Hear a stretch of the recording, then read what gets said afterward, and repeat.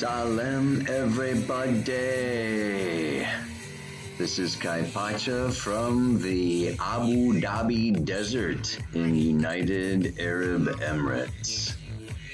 And I spent the night out in the desert under the full moon. That was the thumbnail was the full moon there rising behind the palm tree, and caught a little fire dancing for this fiery moon in Aries, conjunct Eris, fiery Aries. And just after joining together with fiery Chiron, all in the sign of Aries, opposite that beautiful sun in Libra, just before it goes into Scorpio. So Friday, the sun moves into Scorpio. By Thursday, we have the exact Mars square Pluto. This is a Plutonian fire dance. And if you hang on to the end of the Pele report, there's a couple more dances. There's a whirling dervish, belly dance. So we have this Scorpio energy coming in here, mixed with the fire of Aries on the full moon. This guy was really great. You can see him. Anyway, yeah. So what else is happening? Well, that full moon, like I say, the full moon is conjunct Eris, opposite the sun, really square Pluto. And then the other thing that I'm going to be talking about in the report today is the finger of God. The finger of God is Uranus at 13 degrees plus down there in Taurus, 150 degrees over to station going direct Mercury over there at 10 Libra, and then also in 150 degree aspect to Venus up there in Sagittarius. And this finger of God aspect is super powerful. I would say that it is active all week. And mixed together with the Mars square Pluto, sun going into Scorpio, we've got some real energy coming up here. And the last thing is, thank goodness that Venus will be moving into a square with Neptune. By next Tuesday, that will be exact. So she's gonna mellow things out a little bit here for us all. In the meantime, the moon on Saturday goes into Gemini, opposing Venus there for a little bit, squaring Neptune. And then by Monday, she is going to be moving into Cancer. And when she moves into Cancer, there's going to be a little bit of, that'll be coming up next week. So we can talk a little bit more about that when Pluto. We'll see what really happens. And I would like to keep on talking because I wanted, this guy is just... It was such a great show. I hope that you could watch this on your big screen TV or something instead of your telephone, because it's great stuff. The next thing that I wanted to mention was that I did a full 90-minute what the bleep is going on for the New Paradigm School. But I have posted it up on on my website, and I didn't really want to post it on YouTube. I don't want to get censored.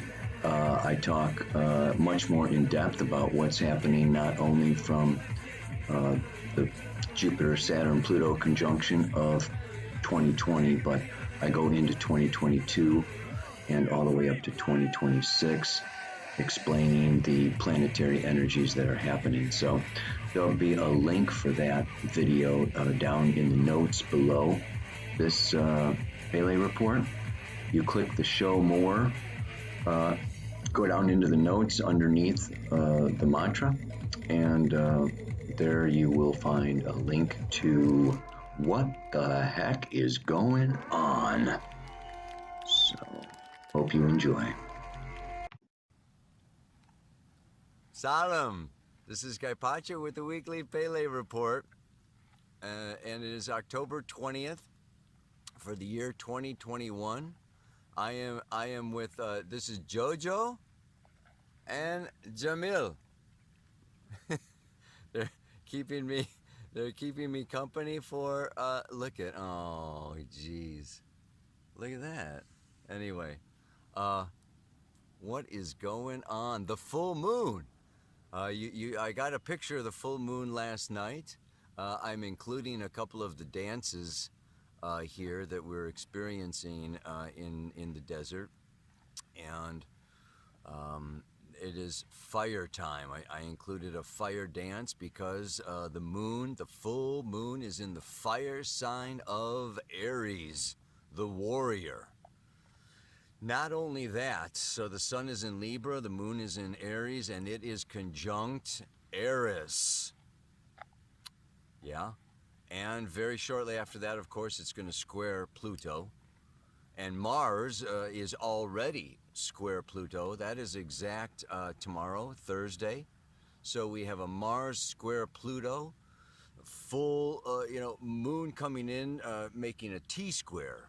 So we have moon opposite Mars, square Pluto, then comes around, hits Eris, opposes the sun, and then moves along and comes into a conjunction with Chiron. So we have three planets now, Eris, Chiron, and the moon, right here in this fire sign of Aries. We also have Venus up in the fire sign of Sagittarius.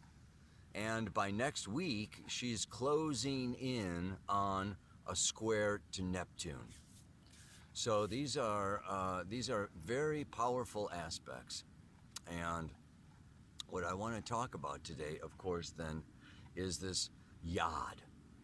The yod of Uranus in conjunct Mercury and Venus, Venus and Mercury in a sextile. This is called the finger of God.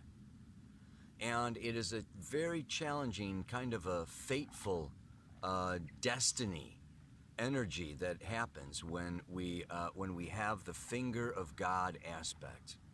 And when we combine, it's interesting because Mercury is the lower octave of of Uranus. You gotta give me a break here because it's frickin' 6 o'clock in the morning, man. So Uranus is the higher octave of Mercury. So Uranus is the personal unconscious, which has to do with our genius, the process of individuation, revolutionizing, rebelling, opening the third eye into a liberated, enlightened state of consciousness. And the lower octave of that Uranus is Mercury. Just our left brain, linear, logical, rational thinking and communicating.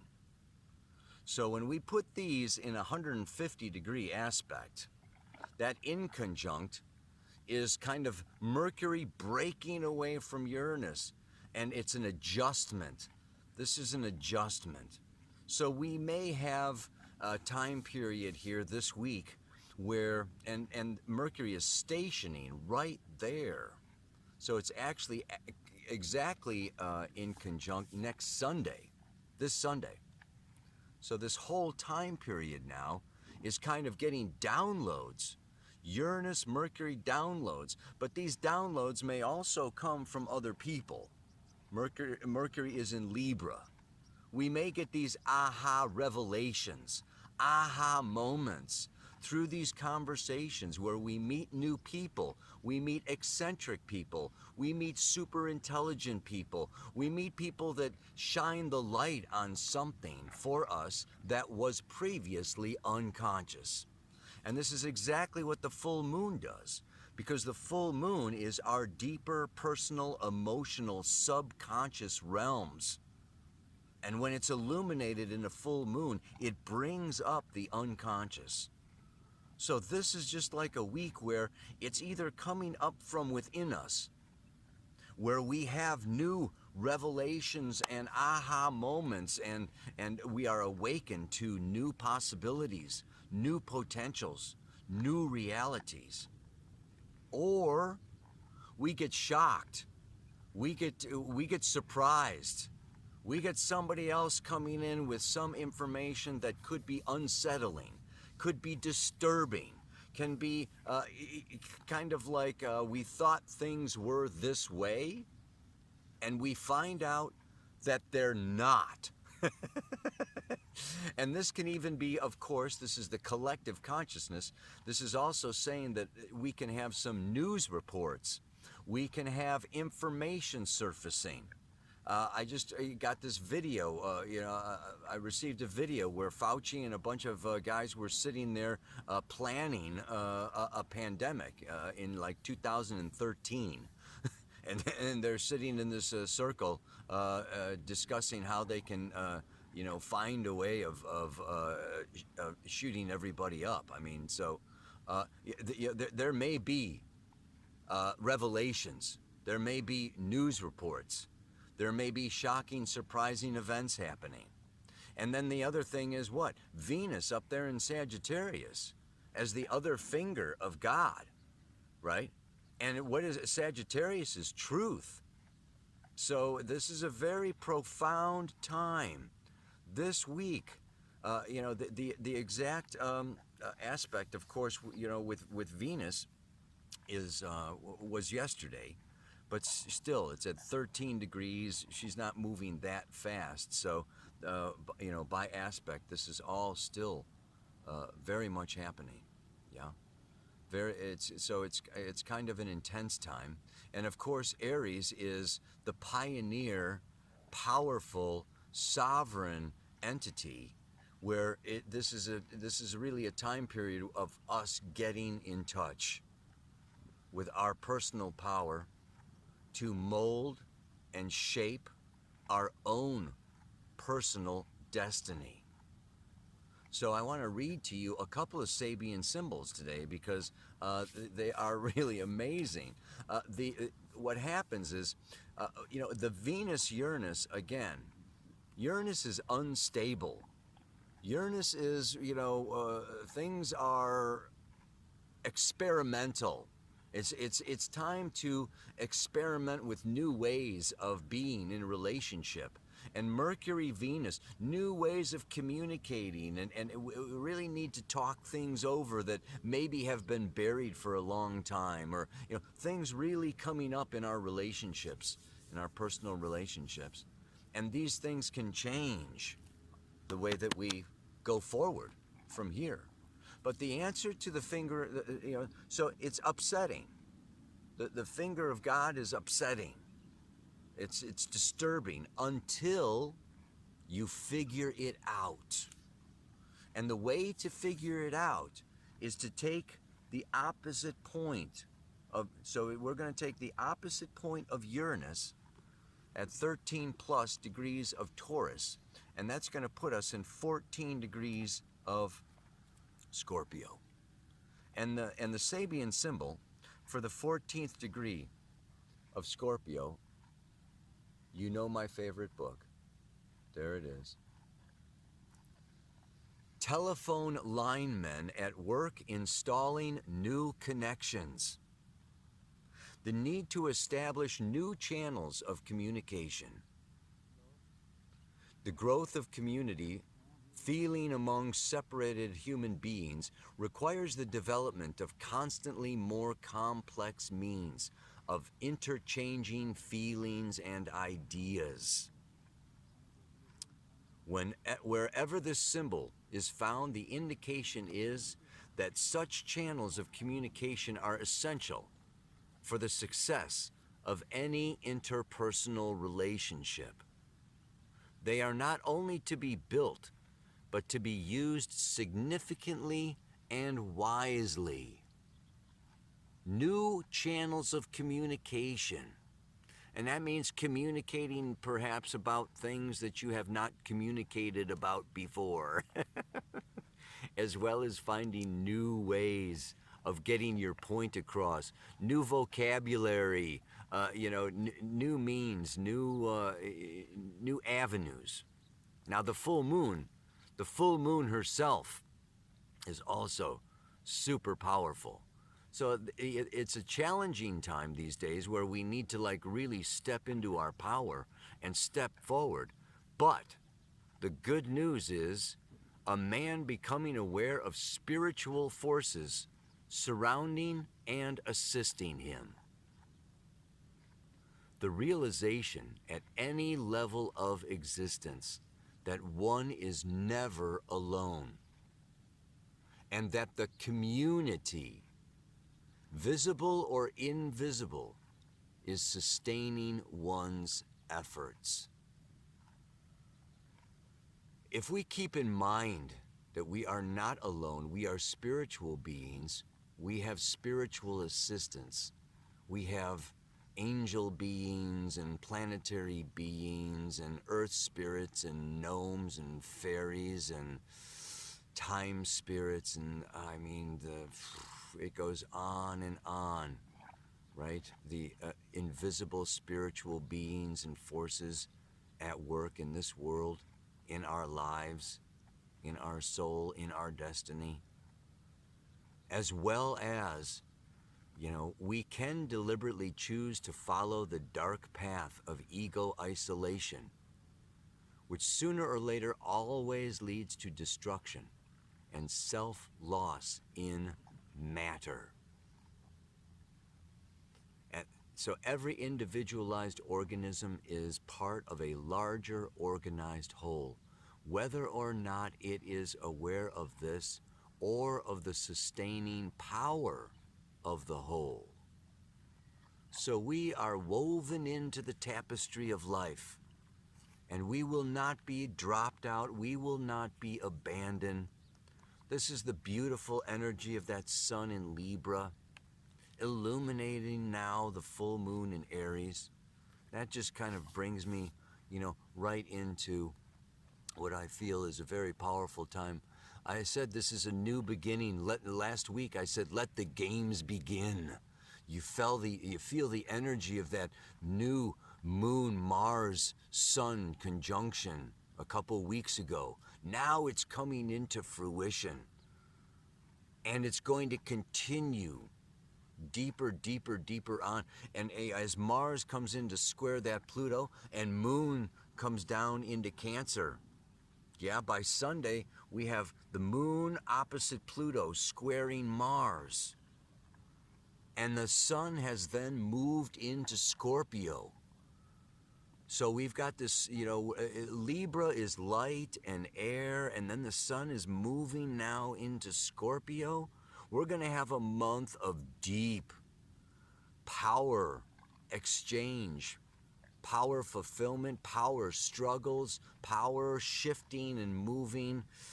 It's a very, we're going to see, I don't want to say it's going to hit the fan, this month, but there's going to definitely be possibly some secrets revealed. There's going to be some new information. I think some truth is going to come out, and it may be unsettling, and it may disturb some people, whether it is in your personal relationships and you are inwardly disturbed and you need to adjust and change and stand up for yourself in your relationship and your sovereignty and your truth, or whether it is society and social, and we need to step out into the streets and, protest against these ridiculous mandates and all this, stuff that, the government is dumping down upon us in so many different countries. So this is really kind of a time of revolution. It's a kind of a time of stepping out, stepping forward, where we have had enough. And that is what the mantra today states for us, as well as the song, get up, stand up for your rights. Woo! Yeah, that's what it is about. And talk about a revolution. Talk about a revolution. I gotta say, I really thought the new paradigm was gonna be this wonderful age of Aquarius. We're all gonna sing and dance, but it turns out that we actually need to overthrow the established old patriarchal patterns and institutions. And we're gonna need to, like, with our energy, and hopefully it can be a peaceful revolution.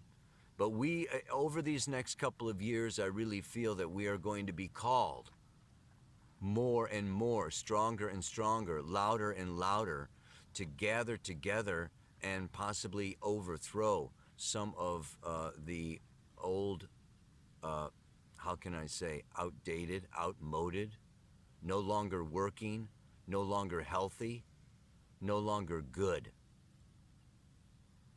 institutions, leaders, corporations, companies, educational institutions, those that are just really holding us back from the full realization of our potential as individuals and as community. This is the birthing of the age of Aquarius. So I have now had enough of being told what's right and wrong. I am a powerful, sovereign being and will follow the beat of my drum.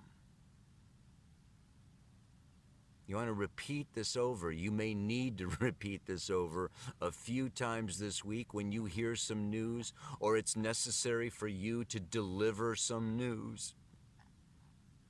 And stand in that Venus and Sagittarius, standing in your truth, standing in your sovereignty. You have had enough. We have had enough.